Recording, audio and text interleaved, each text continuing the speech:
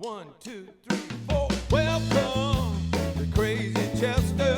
Welcome to Crazy Chester. Crazy Chester's Radio Hour. Welcome to Crazy Chester. Welcome to Crazy Chester. Crazy Chester's Radio Hour. Yeah, Crazy Chester's Radio Hour. Crazy Chester's Radio Hour. Hello and welcome to the Crazy Chester Radio Hour. I'm your host, music producer, songwriter, composer Andreas Werner, and this is my podcast where I get to talk to my favorite music people, my friends who are exceptional songwriters, musicians, producers, you name it. And last week I had the honor of having my good friend Holger Petersen as my guest. And this week, we're doing something a little bit different. Now, after I sat down with Holger to talk about his life in music, we did a second conversation where we changed seats and he asked me questions about my life in music and especially kind of my musical origin story here in the US and especially in Muscle Shoals. And while this conversation was originally not meant for my podcast, I thought it would be interesting to make an episode out of it for a couple of reasons. First of all, I'm super thrilled that Holger actually agreed to do it, and he's such a great and revered, radio personality up in Canada, and to have him actually talk to me is just a real honor. But also over the years, many people have been asking me about my work, and I thought that would be an opportunity for me to share some of my stories. And, just thinking if you're interested in all the people I work with, you may also be interested in what I do. So anyway, that's what we're going to do today. And we recorded our conversation during the Blues Music Awards in Memphis a few months ago, and we allude to an album that I produced on Doug MacLeod called Between Somewhere and Goodbye that came out on the Reference Recordings label. And when we were talking about, it's still about to come out. Now it's out and for everyone to check out, and I just wanted to clarify that. But that being said, and without further ado, I'm thrilled to share my conversation with my dear friend, Holger Petersen.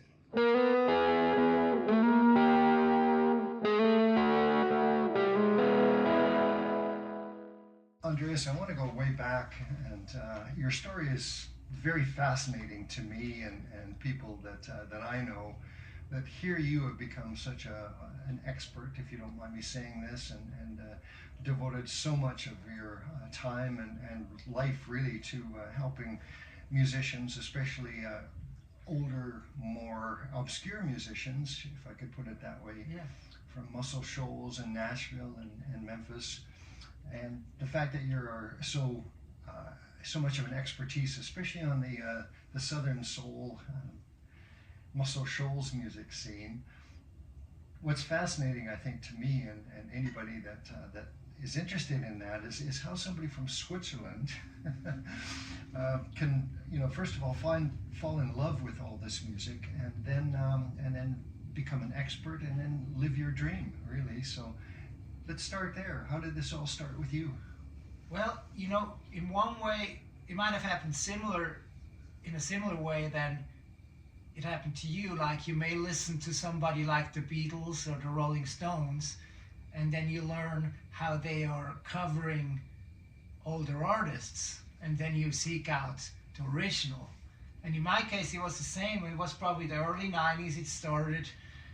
Bands like Aerosmith and AC/DC were on the radio, and I quite that was just kind of what every 14-year-old was listening to. But then maybe Aerosmith did a Robert Johnson song, and I'm like, what's that? I love that even more, And then you find the Robert Johnson record. And so that's how it happened for me. And for some reason, I just became pretty obsessive about it. I just loved it so much that I tried to learn as much as I could, find a book. I was obsessive with reading liner notes. I got a lot of the information that I knew through reading, who played on it, who wrote it. And I think, knowing you had similar experience when you were growing up. So in the early 90s, did you have the advantage of being able to find a lot of that stuff online at that point? That was before online, for sure. I mean, that was like, I'm a CD child, and to a certain degree now, even with the vinyl comeback, I'm still one, because that's how I was socialized musically. And so I would go to the record store, and it was at a time where, every store had a music section. I mean, you wouldn't even have to go to a record store to find the more popular CDs. So I just spent all my little money I had on buying CDs.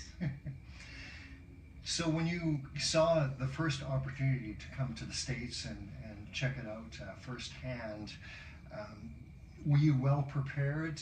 Did you spend a lot of time researching? Did you say, I'm going to stay for 6 months, or I'm going to travel here or travel there? And actually, I did a backpacking trip right when I graduated, right after I graduated with my ex-girlfriend, and we just backpacked through the U.S. and she wanted to see a few things, and I wanted to see New Orleans and Memphis and Nashville and Muscle Shoals. And so we spent, I'd say, a couple weeks in the South, just kind of trying to go everywhere, not knowing anybody, just going to the tourist offices or going to, the music landmarks and museums, as many as I could find. And I remember seeing a version of the Drifters in Muscle Shoals, just because I was there that day. But I wouldn't meet any of the original guys because I wouldn't know, how to reach them anyway. Yeah. So that was your first trip. Yes. And then you stored that knowledge and came back to Switzerland for how long? Yeah, so I was just, maybe 3 years went by. Right. And I didn't even really, at that point, think that would be a viable career choice. So as a very, very serious, dedicated hobbyist, I would approach it.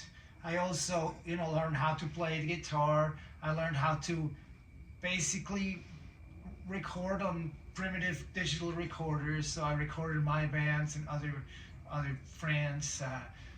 Started bands, started arranging, started writing, like as a dedicated hobby. But it kind of took me coming back and gained the faith of some of my heroes, I think, to really have enough faith in myself to wanting to pursue it professionally. Just before I really want to talk to you about that next trip, but when you were in Switzerland playing guitar and playing music, were you playing the kind of music that you love, and did you have a band that was getting booked and traveling? Yeah, well, Switzerland is small, so there's not that much traveling involved.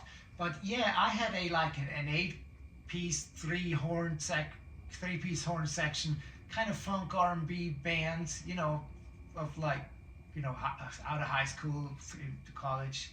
And I played in a big band. I love jazz. I don't get to do it as much now, but I also love jazz. And those two things can be quite busy, besides being heavily into sports at the same time too. So how did you prepare for that second trip to the States, and how did you map that out? Well, what happened before was I went to the Bettye Soul Festival, which is probably a 5 or 6 hour drive or train ride from Switzerland, and is a festival that's dedicated to old school soul music and rhythm and blues. And there I met 2 people that became quite influential in my further development. One was Wayne Jackson, the trumpet player of the Memphis Horns, who immediately invited me, say, hey, if you're ever in Nashville, that's where he was living at the time, come see me. And he sent me the books he wrote, which were kind of self-published at that point, and were another revelation for me. And the other person I met was John Tiven, who I saw on the back of a lot of my record covers. You know, he produced a lot of R&B artists kind of past their prime. He was like the one still keeping them in business, with people like Wilson Pickett. And he did also tribute records to people like Otis Blackwell and Bobby Womack, and all stuff that I kind of knew. And he was very approachable too, basically saying, hey, you know, you got to visit us sometime. And so I guess that was enough vote of confidence for me to say, well, you know, let's go over there for a week or two and see what he can do. And at the same time, I found out that the Muscle Shoals Rhythm Section was inducted into the Musicians Hall of Fame. So I timed my trip to spend a week or two in Nashville, where also that induction happened.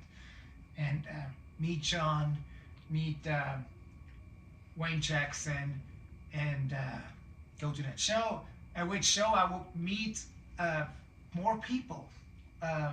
So it was one thing led to another. And the Muscle Shoals connection, which has been something that you've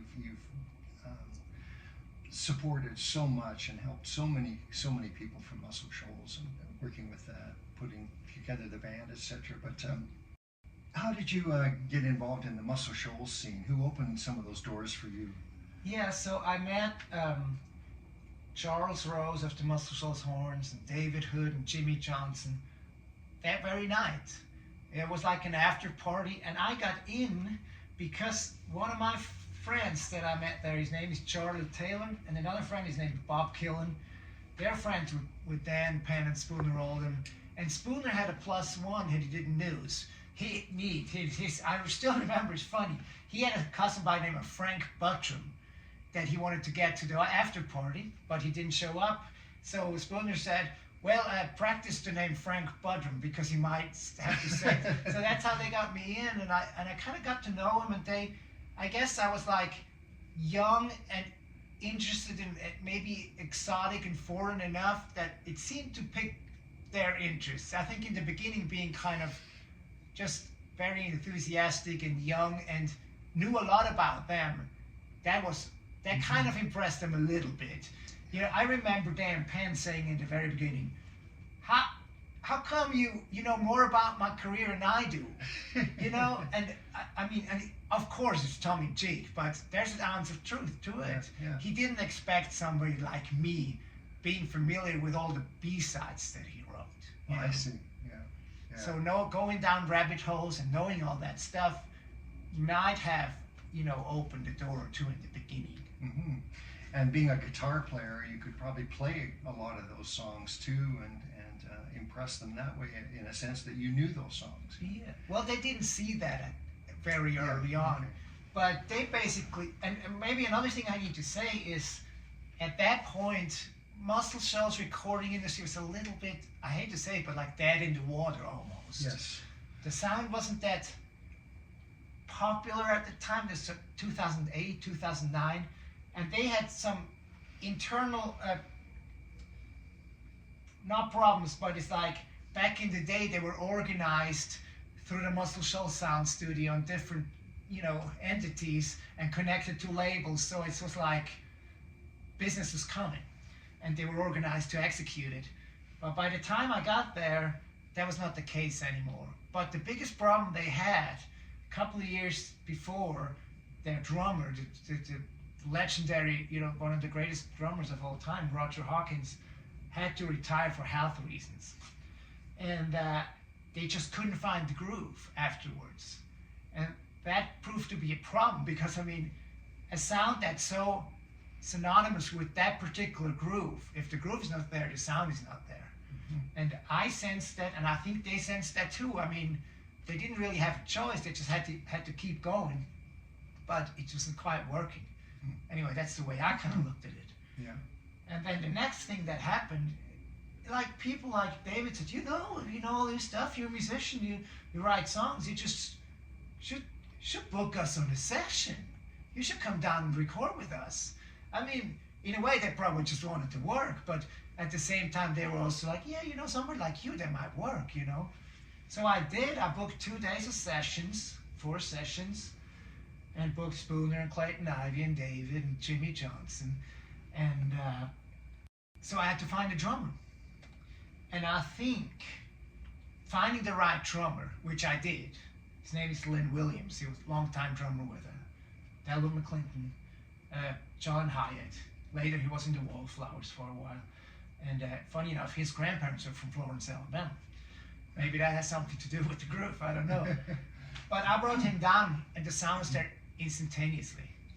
So I think what showed, that proved to them that I wouldn't just bring a drummer. You know, you can bring a flashy drummer from Nashville and it wouldn't work. But I found that drummer, and the fact that I found it, I think, made them, you know, believe in me even more. Mm-hmm. I guess they, you know, they saw the way I worked in the studio. They said, hey, we haven't worked like this in a long time. You know, it's all first takes, second takes, you know, all off the floor. I had Mickey Buckins play percussion with him live and not as an overdub. It's just like, they were like, hey, this is like, we want to work and we want to continue doing that. Yeah. Now the problem was, I wouldn't bring business because I wasn't connected. But in my little way, I could work with them the way they love to work. And they're just all really great people. So we had a lot of good times. We ate a lot of good food. And so that was another door opener.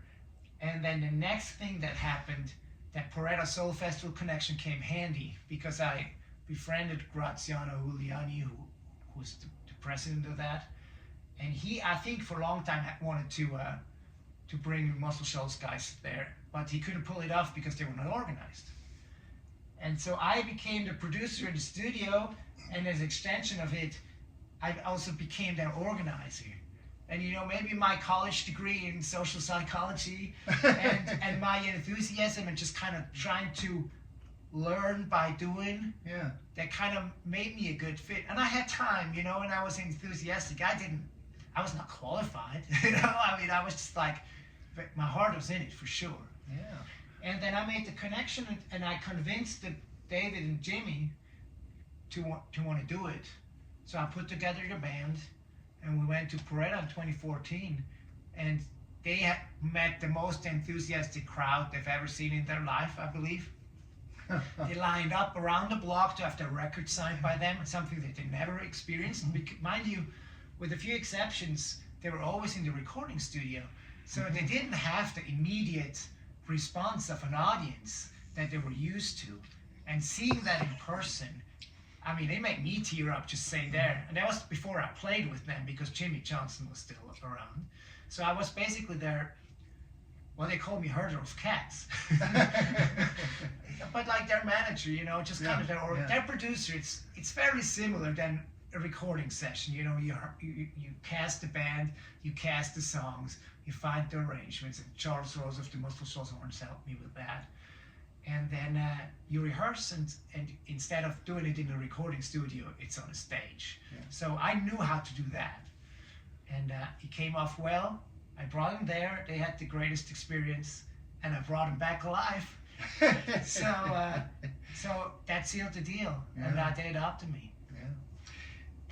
You, when did the Muscle Shoals film come out? This is before that. It's right before that. Okay. I remember the first session I did with them in probably 2012 was like the week before they filmed the last part, which was backing up Alicia Keys. So my session was basically the warm-up for that section of the film. And I remember being invited to the like shooting wrap-up party. I remember that still. But the movie coming out was instrumental in us getting more traction. Mm-hmm. I don't think Pareto would have happened without the movie. Maybe, maybe not. The following year, we got to play at Lincoln Center, which was maybe the biggest gig we ever done. It was an outdoor gig in front of the Lincoln Center. And I think a lot of those opportunities came about because the movie and its publicity kind of brought Muscle Shoals back from you know, sleeping. And I think David Hood basically accompanied the film, went around the world doing, you know, talks and opening more doors. And was Jimmy Johnson part of that? Yeah, Spooner some. I mean, around the world is maybe a little overstating Okay. it, but I think they went to South by Southwest and maybe a couple other places, and yeah, they're still around and in good health at that point, and yeah, I think it was a trip for them too, and kind of seeing that come together, because I also think there were a few failed attempts before and a few hearts broken before, and then it finally kind of came together, and that was a beautiful thing to see. Well, Jimmy Johnson, one of the great guitar players of all time, he kind of mentored you in his style in some ways too, didn't he? Yeah, I mean, he mentored me more than that. I think just being around him, you know, he was also a producer, studio manager, you know, stuff like that, and just kind of a very enthusiastic music person.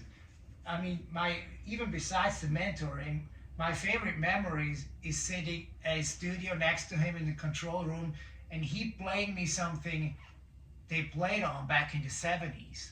There was like one album by Reeve Martin, is an instrumental record, came out on Atlantic, that he loved. This is his favorite Muscle Shoals sound recording. And he played me that, and he got all excited, and here Eddie Hinton's coming playing a solo on it. And I just like that enthusiasm was so like addictive. And that's my favorite memory. But then, yeah, so I learned from him, maybe more by playing, more by just listening to the records and watching him. Then we never really sat down, or I didn't ask him very many questions about it, because he was also a very intuitive guy. I don't think like his strength would have been to actually explain it to somebody, because he plays what he feels and he doesn't play what he thinks. So it's like, I don't think he would be a great teacher in that sense. It's not like there's a method to the madness other than like bearing his soul. Yeah. And but I ask him a lot of questions about everything, and he's kind of became a, you know, some sort of a godfather to me, as David and Charles do, Mickey Buckins. And when he had to step down from the chair, I think it became obvious that there wouldn't be anybody else who could do it. No, like, I mean, everybody could do it, but nobody else would do it, and I'll tell you why. It's like most guitar players like to play. They like to play solos, they like to be free, they like to play pretty stuff, but Jimmy Johnson's role was not that. He was more of a percussionist. And if you like, you know, most guitar players I like, or I know, they like to play leads. And even if they play rhythm, they can't help themselves to put a lead lick in there, or they can't help, you know, they're not happy. It's like you put a racehorse in front of a beer carriage, you know? So I'm the one that's like, I drank Jimmy Johnson water. That's all I wanted to do. I wanted to honor him. So I became that. And I was also already kind of the musical director, which actually became much easier for me to do it from on stage than do it from side stage, because it's just easier to be right there, especially on rehearsal. It doesn't matter, but on a gig it's much easier if you're on stage when you're the musical director and band leader. Yeah. So from a musician's perspective, from a producer's perspective, you kind of really zeroed in on the Muscle Shoals, the magic of the sound and the individual players and the arrangements and what it took. Yeah. But you also got so involved as a songwriter in meeting so many of your songwriting heroes, so many from that area, right? Yes, true. The first one was George Jackson, who at that point lived in Jackson, Mississippi. George is best known for songs like Old Time Rock and Roll by Bob Seger, Down Home Blues by C.C. Hill, One Bad Apple by the Osmonds, and many, many other. I mean, he's one of the greatest R&B songwriters of all time, as far as I'm concerned. And just like on a pilgrimage, I went down to Mallico, and I emailed them and said, hey, is there any chance I could meet George Jackson? And that's really all I wanted. I just wanted to say hi and bye, because he was my hero. And my friend, who became my friend, Burton Doss, who worked at Mallico at that time, he set it up, and we met, and George was a super sweet, soft-spoken guy. And I think also, like, you know, appreciative of a young guy just kind of coming and quizzing him and being appreciative of what he does. Because we musicians, we don't hear that a lot, you know, we're just kind of working away, you know, on our own. But, and I was very surprised when he offered, you know, he said, you're a songwriter, why don't you just write something together? Because I made a point of never asking my heroes. I felt like I could ask them, they probably would say yeah, because they just want to, you know, act of charity. But I felt like that was inappropriate. So I always kind of was very appreciative when actually one of my heroes said, hey, let's write something. You know, Spooner Oldham, Mickey Buckins. It's just like, I never asked them. You know, I couldn't, because I still feel, well, not as much anymore, but for the longest time, I felt like inadequate, you know, like really not in their league. But what was beautiful about all those guys, the songwriters and the musicians, they don't think like that. They're very generous, and they're very like giving you the benefit of doubt maybe, but the open doors are incredible. Everybody was so super nice to me and inviting. I mean, I can't even believe it. It's still kind of like a dream to me now. And of course, you know, to play and be Spooner Oldham's guitar player, just as a duo, knowing his material. The duo thing was with Donnie Fritts. With Donnie Fritts, I'm sorry. Yeah, so correct, yeah. We should have mentioned Donnie before. Yeah. I didn't meet Donnie like in the very first round, but he became him and Scott Boyer, who was part of the whole Allman Brothers extended family, they became two other significant mentors and collaborators to me, and especially Donnie. After Scott passed away, who had played with him a little bit just locally, I started playing with him. And that was the one time I almost imposed myself on somebody. But out of necessity, we had a gig, and Donnie wanted a gig that I had organized, and Donnie wanted Donnie to be part of it. And in order to make it work, he needed somebody. Not that he needed somebody, but he wanted somebody, because he could have done it by himself, playing the organ and singing, and that would have been just fine. But he, for some reason, needed a wingman. So I became the wingman, and it worked really well. I'm not a flashy guitar player again, but that's not what he needed. You know, he just needed somebody there to kind of add color and add a groove and sing a harmony.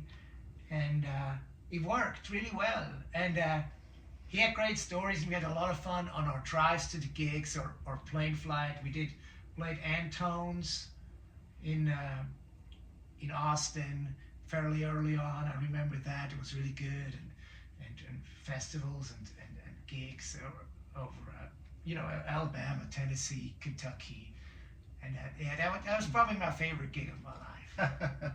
Yeah. Well, all those working musicians kind of drifted between Muscle Shoals, Nashville, and Memphis, it seemed, and you followed the work, I guess, and where the sessions were happening. And in your world, getting to know the Muscle Shoals guys must have kind of extended to Nashville and the things that they were doing there as well. Yeah. For me, it was always a little bit of both. I think out of necessity, I said I needed to bring the drummer from Nashville down to augment the Muscle Shoals Rhythm Section, because they didn't have a drummer. And the more people kind of passed away, the more I had to find different play. You know, there's always a couple horn guys you usually get from Nashville, just because we could have sourced them locally. And so that was part of it. And I worked with musicians in Nashville too, like called Dig 50. It was Delbert McClinton's band at the time. Lynn Williams, Kevin McKendry, Rob McNally, and Steve Mackey on bass. And I made records with them, and then had added to Muscle Shoals Horns to that rhythm section, which was a really great hybrid. It was not the Nashville sounding records. They were all the R&B guys in Nashville, but they had a little more of a polished sound than Muscle Shoals. Mm-hmm. And a sound that I also liked, and I'm glad I have kind of both worlds in my life. Yeah. But that led me even more to Muscle Shoals, because I'd like to get even purer and to get even more to the basics. So if I had to choose, I'd choose Muscle Shoals, you know. But thankfully I don't have to choose. But Cason was a good friend of yours. yeah, Buzz Cason. Opened a few doors for you and gave you some opportunities as well. Can you talk about that a bit? Yeah, he's the single most important person, I think, as far as helping me. Because for people who don't know, he's a established producer. We just lost him last year, but producer, songwriter, studio owner, creative workshop recording studio since 1970. He's best known for co-writing the song "Everlasting Love," "Soldier of Love," Arthur Alexander and the Beatles recorded, and many other songs. But he gave me my first gig around the creative workshop recording studio, like a salaried gig, where I would basically help him get organized on the publishing side, on the recording side. So I learned a lot from, seeing sessions, being part of sessions, writing with him, and the whole publishing world, which is important when you're a songwriter. So he taught me a lot, and he kind of became another godfather in my life for sure. And this was historically a very cool studio. Oh, yeah. Because it's where Jimmy Buffett started, That's right. and so many people recorded over the years, including the Faces and Rod Stewart, and well, you know a lot about the history of the studio. You were working on a documentary. Yeah, that's right. Buzz wanted to kind of chronicle the whole thing, and also because the Berry Hill neighborhood in Nashville, where Creative Workshop was the first studio, it became the recording hub of Nashville over the next few years. So he wanted to, have that in a documentary. So I helped him put that together, not on the film side. He had partners there, but kind of organizing everything, schedule everything. I contributed instrumental cues and saw music to it, and just kind of helped oversee it. I mean, you would call it, I was a producer, but I was not the director. But that was a great experience too, because I got to see how a documentary is made, which is really handy now that I do more film music work. And it was great to see the studio, celebrated that way. Yeah. The Alabama Music Hall of Fame is something that you've been involved with for many years. Could you talk a bit about that and another wonderful opportunity to get to know so many legends? Yeah, so I mentioned before that doing a live show can be very similar to making a record, even if it's it's different venue, but a lot of the same moving parts. And after a while working with the Muscle Shoals guys, and some of those were kind of representative gigs. We went to Lincoln Center, New York. We were all kind of ambassadors of the state of Alabama, or music in Alabama. So I got to work a little bit for the tourism for the state of Alabama tourism. So one time they booked me to play on an open double-decker bus on the streets of New York, playing Muscle Shoals. Random stuff like that was fun, but random, and the challenge to booking, because there's no electricity on the bus, so figure that. But anyways, so it's a state-operated, Alabama Music Hall of Fame is state-operated, foundation. So they hired me to produce their induction shows. Not the event, but everything happening on stage. So the music, honoring the inductees, having it filmed for TV, that kind of stuff. And again, I just learned, by trying to do my best, really. And talking to people who had more experience. But every other time now, I think the fifth one, they asked me to come back. So they're, satisfied enough with my work, and I think it's something I do well. Just off the top of your head, who are some of the people that were inducted that you got to work with that especially impressed you? Well, maybe not the biggest names are my favorites, but some of the old R&B people like Clarence Carter and Eddie Hinton, probably two of my favorite. Then producers like Johnny Sandlin, who produced the Allman Brothers Band, Chuck Leavell, who was a member of the Rolling Stones. Well, it's Rolling Stones touring band since '82. Was a member of the Allman Brothers in the '70s. Those are some who stand out to me. And then people I unfortunately never got to meet, like Big Mama Thornton, which I steer to my heart in many ways, and important that she's inducted. Yeah, I could go on and on and on. It's all like, you know, legendary people. And you're involved with so many other things too. I want to ask you about your label and how that developed, and some of the recordings that you are especially proud of. All right, so yeah, my label is called Crazy Chester Records. As Crazy Chester, after after the character in the band, and we haven't talked about that, but the band is like my single favorite artist. You know, Muscle Shoals Rhythm Section might be my favorite band in a way, but the band is my favorite band. You know, band as in a working band. Levon, Robbie, Rick, you know, Garth, Richard. I mean, they had it all. Let me add John Simon, because he was the sixth member as far as I'm concerned. So I named it as a tribute to them. But it is really just an extension of what I do. One thing I learned is that a lot of artists I was asked to produce, they are either not with a label, they may self-release something, but don't really have the business sense to have it like fly above, you know, get it some visibility. So I thought, well, maybe I can do a little bit of a better job if I organize it. So basically it became a home for all the records that were not tied up with anything with a label or somebody, an artist who really has a good way of promoting themselves. And it gave me the freedom to do a few records that I just really wanted to see happen. And some are, for example, a lot of my friends, like Scott Boyer, mentioned before, and Tommy Talton had a band called Cowboy on Capricorn Records in the 70s, who became more influential than popular because they were an influence of Tom Petty. Eric Clapton recorded one of their songs. Duane Allman was a big advocate for them, and it got him signed to Capricorn Records. So the records became kind of musician type of records. The musicians knew them, but the public not so much. But I did a live acoustic reunion, and then I released actually an album that Johnny Sandlin did before he passed away with the original Cowboy members.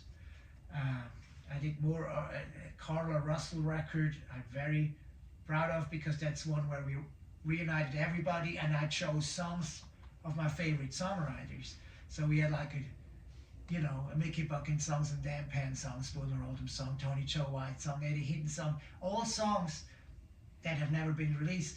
And me being a fan of these people, I also know a lot of those songs, and I know how to ask them, so I can call up Dan Penn and say, hey, Dan, I'm making this record on this female singer, reminds me of Mavis Staples. Do you have any material that you can share with me that I could record? So he burnt me a CD, and we chose one of the songs. You know, that's kind of how it worked. And I'm very proud of that. It was very unsuccessful commercially, but it was like a artistic success for sure, and kind of gave us a reason to not only be like the keeper of the 60s and 70s flame, but be like musically current. And I could go on and on, we don't have to do that, but there's probably about 20 releases in all, and I stand behind all of them. I mean, I really love them. Nobody else may, but I do for sure. Mark Narmore, a Funky Chester Rhythm Section, and Charlie Taylor are two other ones.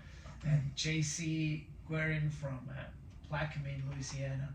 I don't want to forget everybody. We did an Eddie Hinton tribute, who was one of my all-time heroes. Yeah. So just to make sure I don't upset anybody that I don't mention. I want to talk to you about some of your current projects, one of which I know about is the work that you're doing with the Country Music Hall of Fame in Nashville, and preparing for a major exhibit there, and you've been working on this for a while too. Can you talk about the Muscle Shoals exhibit that you're working on? Yeah, so I'm like the one outside contributor. Everybody else is like on staff. So this is kind of how we work together. I'm basically the link between the museum and the history, or the people, and about 7 years ago, my friend Michael Gray, who is staff at the Country Music Hall of Fame, he's now actually vice president. He wasn't at that point, but we had lunch, and he's like, "Hey, wouldn't it be cool to put a Muscle Shoals exhibit in the Country Music Hall of Fame? Because every 3 years they have a major exhibit. One year it's about Ray Charles, then it's about, I want to call Dylan Cash and the Nashville Cats, about the rock people coming to Nashville to record." And we were just in love with the idea, and immediately we kind of wrote a paper, kind of outlining what we had in mind, and he presented it to the board, and they found something they liked more, and 2 years later they found something they liked more, and 2 years later again. But then, like a couple of years ago, they read out the stuff they liked better, and they greenlit the idea. So this November of 2025 is when it's going to open, and it will be open for 3 years. It's probably going to see about 5 million people are going to see the exhibit in those 3 years, and I'm extremely proud of it. I'm a little sad that some of my friends like Donnie Fritts and Jimmy Johnson, are not around to see it. Mm-hmm. But I'm glad we're doing it and turning new people on to the whole music. Yeah. Well, when Country Music Museum does things, they do things in a really, really big way. And as you say, 5 million people are going to see this over 3 years. It's going to be a huge exhibit. I'm just curious about some of the more interesting things that people can expect to see there. Yeah, I don't know how much I'm allowed to talk about all that. I think I am. But it's, these artifacts that are pertaining to, recordings, instruments, there's visuals, there's audio, there's a lot of photography. We're having some really cool instruments, I can say that for sure. And we're still a little bit of work in progress now, but we'll be there in time. Yeah. I know you divide your time between Muscle Shoals, Nashville, and Switzerland, and you've got 2 kids now, and you're probably at home a little more nowadays, but in today's world you can remotely work on a lot of different projects. And one of the things I know that you've been working on is some film soundtrack work. Can you talk a bit about that a bit? Yeah, I really love it. I'm still fairly new to it.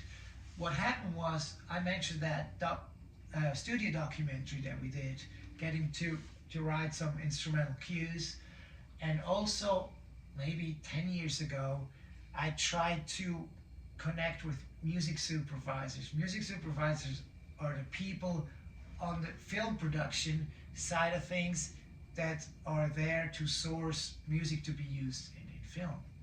And so hoping some of my songs that I've written and produced would find its way to film and TV. And as an extension of all of those connections, over time I got asked to contribute more instrumental based music, and then I started basically scoring the first one, and then the second one, third, fourth, fifth. But when I say scoring, most people think I'm like in the studio with a classical orchestra. That's, in my case, I will be highly unqualified for that. I can read and write music, but I mean, that's not my world. My world is American roots music. So I think my scores are very much in that vein, maybe a little bit similar to what Ry Cooder did, maybe a little bit similar to what people like Curtis Mayfield and Isaac Hayes did with the blaxploitation movies, good grooves, and there's a lot of acoustic music too, but it's all like, between soul and R&B and blues and folk and jazz and gospel. Yeah. So it's not much of a stretch for me musically. Yeah, that sounds great. Yeah, I hope I get to do it again. I always feel like I'm a fluke, It's like the fact that I got to do one, was already great. And then the other thing that's a little frustrating is some of these movies, like, they don't even come out, or, well, they may come out, but then it's like 3 years later that they come out.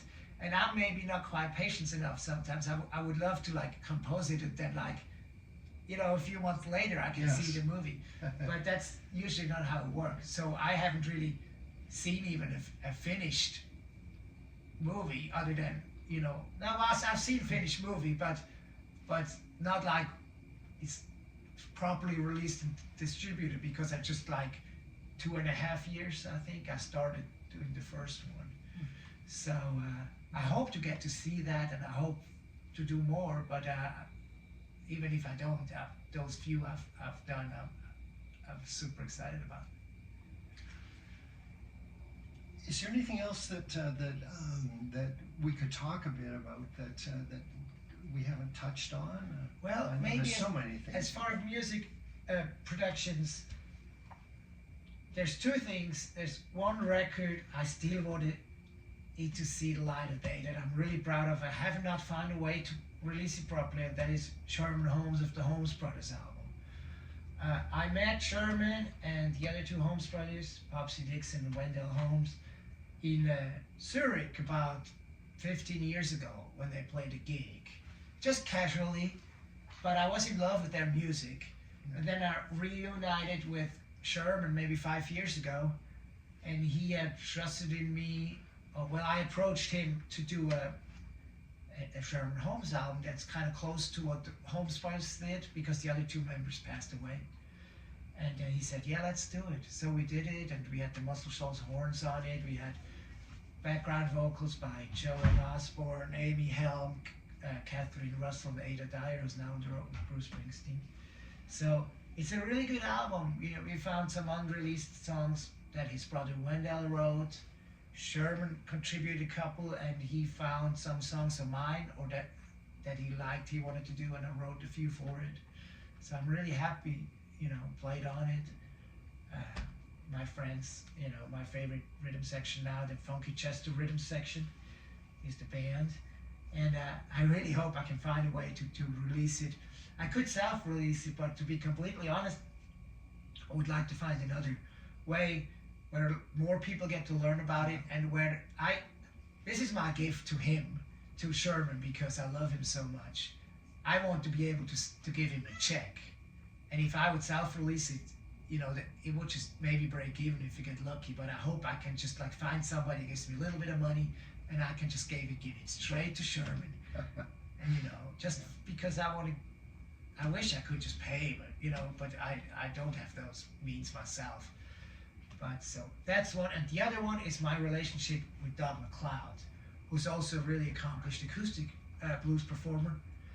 And I met him here in Memphis about, I'd say 4 years ago.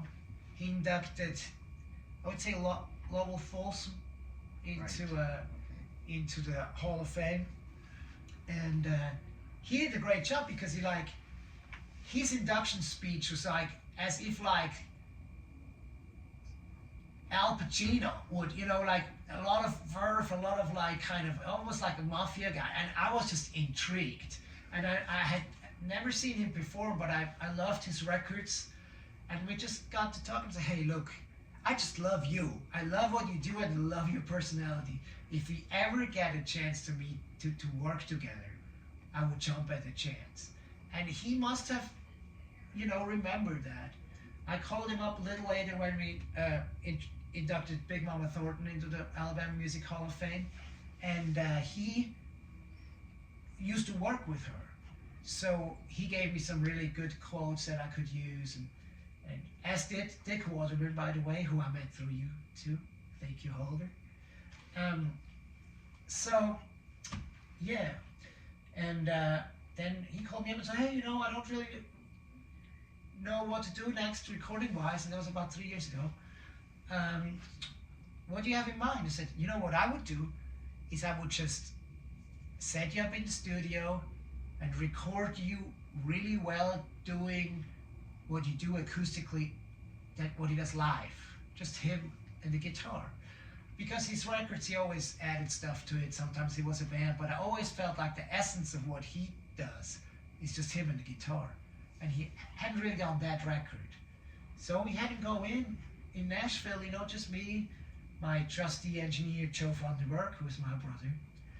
And for a couple of days, we had him just play and play and play. A couple takes of this, one takes of that, just kind of what he wanted to do, basically. I had a couple of requests, but basically what he wanted to do, what he felt like, what he had worked up. And it sounded really good. He was really pleased the way it was recorded. And he's such a professional. I mean, he's so good. You know, I mean, it's hard to mess it up, to be completely honest, because he's so good. But anyway, we decided to release it. And actually, out of those 2 days or 3 days, 2 records came out of stuff. And half of it is still in the can. I mean, we probably did cut 30 sides or 40 sides, you know, because it was all live. But the first one won a Blues Award for Best Acoustic in Memphis album. last Right, year. yeah. And So- MacLeod was waving your flag on the stage. Well, yeah, I mean, I can't take much credit really, other than it was my idea. Everything else is him, okay? It's great. You can't mess that up. But then he's asked me again, you know, last year to make another record, and we wanted to add a little bit of seasoning to what he does this time. He wrote some really good songs, and some are almost a little bit more soul music. And I don't know if that had anything to do with him moving to Memphis, if it had anything to do with me coming into his life and I'm the soul guy, but it was kind of a really good match. So we added the Funky Chester Rhythm Section as Paula solo, myself and Lynn Williams, and just kind of add a little. We didn't want to overtake what he does. It's still him. And then I added the Shoals sisters, Cindy Walker, Marie Louie, and Carla Russell from Muscle Shoals, background singers, and they added a gospel element. And I know Doug is super pleased. I'm super pleased. I don't want to jinx it, but I mean, it is a masterpiece, and had nothing to do with me. Okay, really not. Doug is playing, singing, and his songs are at such a high level. I haven't seen that many records on that level in this particular field in a long time. Yeah. And I hate to boast about anything that but he's just so great. I mean, I can't even contain myself how great he is. So I hope people will get to hear it in June.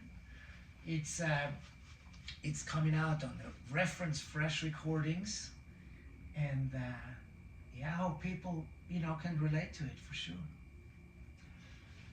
Andreas, I want to take this opportunity to thank you for everything that you've done for me and our wonderful friendship that we've had over this time. But you have just been so open-hearted about you know, just working with people and opening doors for people and just being so helpful and sincere. I just want to thank you for bringing me to Muscle Shoals on a couple of occasions, introducing me to so many of your wonderful friends, and seeing the respect that you have from them, and knowing what you've contributed to them, their lives, and to the whole scene, you know, the roots music scene. So I want to thank you for that.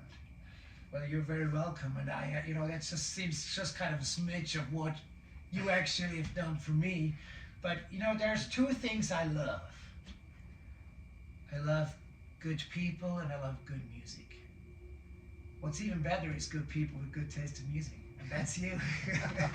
So it was very easy, you know. We met at Midem, and I feel like we connected, you know. Yeah. We might not come from the same corner of the world, we might not be part of the same generation, but I feel like we still kind of very much of a kindred spirit, you know.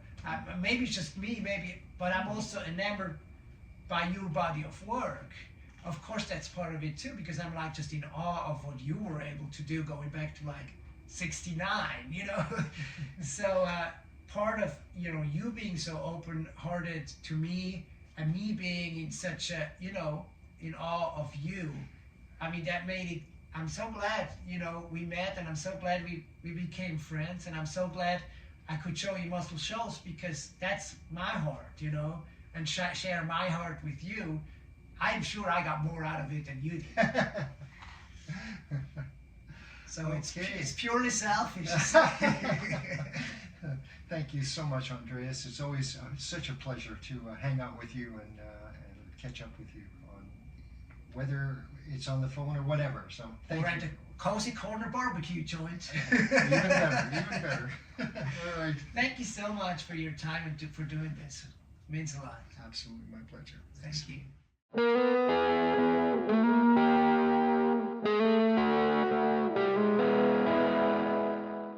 And that was my conversation with my dear friend and hero, Holger Petersen.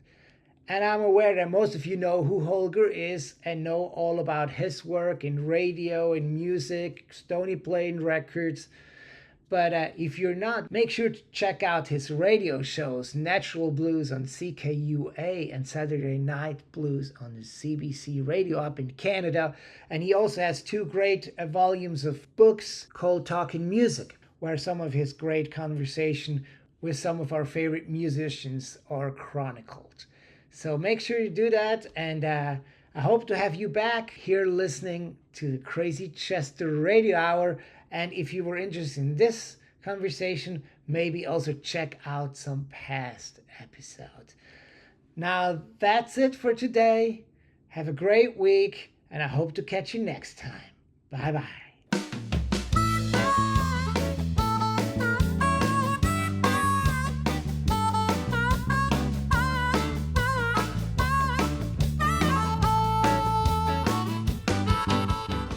Crazy Chester Radio Hour was created and produced by me, Andreas Werner, producer, songwriter, composer for the Muscle Shoals Horns. The theme song is performed by Jimmy Hall of Wet Willie and the Funky Chester Rhythm Section. It was recorded at Creative Workshop Studio in Nashville, Tennessee. You can find out more about the podcast and myself at crazychesterrecords.com or on Instagram at crazychesterrecords.